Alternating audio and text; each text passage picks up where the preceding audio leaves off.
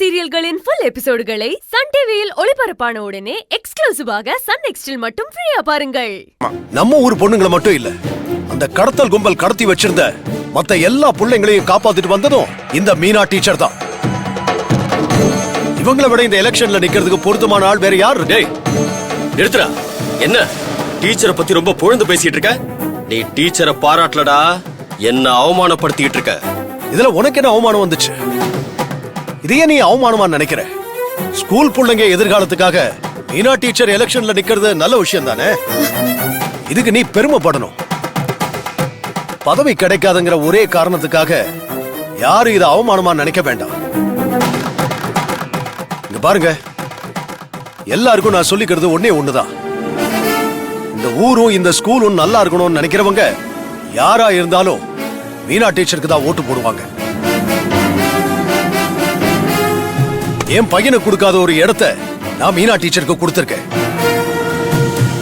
அத நீங்க தான் யோசிக்கணும். சார் ஒரு நிமிஷம் இருங்க சார்.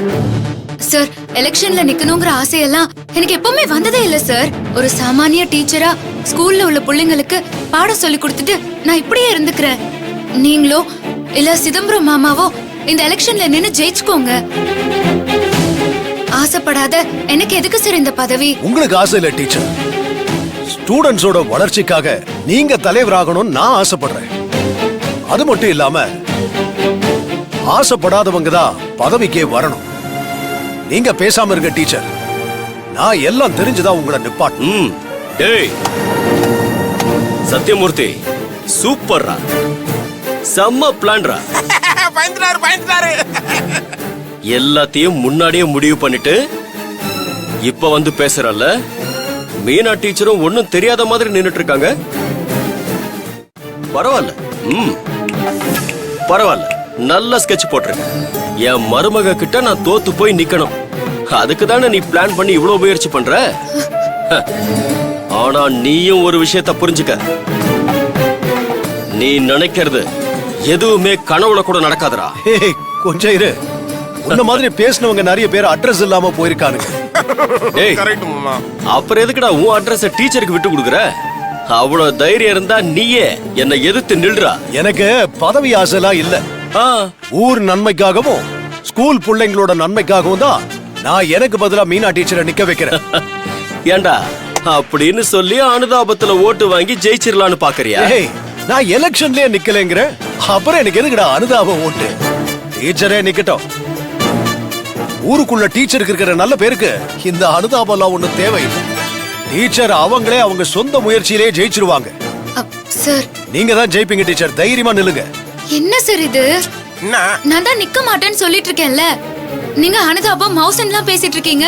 மீனா சும்மா இருமா, சொல்ற கேளுமா. மாமா சொல்ற கேளுமா. ஏன் கிட்ட எதுவுமே சொல்லாம முதல்ல எதுக்கு சார் என்ன எலெக்ஷன்ல நிப்பாட்றீங்க? உன்னோட பவர் உனக்கு தெரியாதுமா, நீ நில்லுமா. நான் எப்படி சார் என் மாமாவை எதிர்த்து எலெக்ஷன்ல நிப்பேன்?